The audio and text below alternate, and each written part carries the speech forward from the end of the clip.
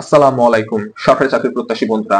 আজকের এই ভিডিওতে আমি আপনাদের সাথে শেয়ার করব প্রাইমারি নতুন সার্কুলার কবে আসতে পারে আর আসতে এত লেট হচ্ছে কেন, এই টপিকগুলো নিয়ে। ওকে, আপনারা অনেকে এই প্রশ্নগুলো আমাকে করতেছিলেন, ভাইয়া নতুন সার্কুলার তো আসার কথা কিন্তু এখনো কেন আসতেছে না, এত লেট হচ্ছে কেন, আর আসলেও কবে আসতে পারে।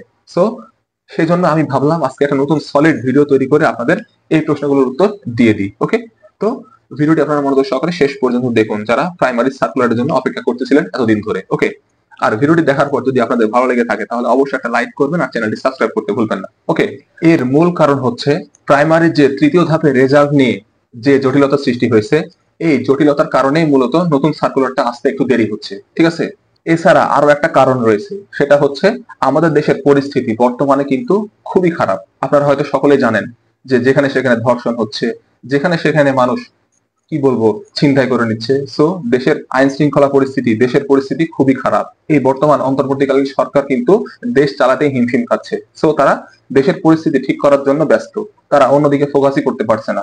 যেমন ধরেন সরকারি চাকরি পরীক্ষা নিতে পারছে না বা নতুন নতুন সার্কুলার প্রকাশ করবে, এগুলোর দিকে তারা ফোকাস করতে পারছে না। এই কারণে মূলত এই প্রাইমারি সার্কুলারটা আসতে একটু দেরি হচ্ছে।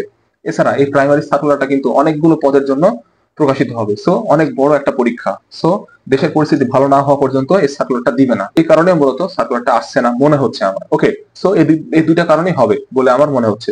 এক হচ্ছে তৃতীয় ধাপের পরীক্ষা যে জটিলতা সৃষ্টি হয়েছে এই কারণেও হতে পারে, অথবা দেশের পরিস্থিতি খারাপ এই কারণেও হতে পারে। ঠিক আছে, এই দুইটাই মূল কারণ আমার মনে হচ্ছে। ওকে, সো আপনারা কোনো টেনশন করেন না, এই 25 সালের মধ্যেই কিন্তু পরীক্ষাটা হবে, এমনকি সার্কুলারটা প্রকাশিত হবে ধরে নিন 2025 সালের মাঝামাঝি পর্যায়ে।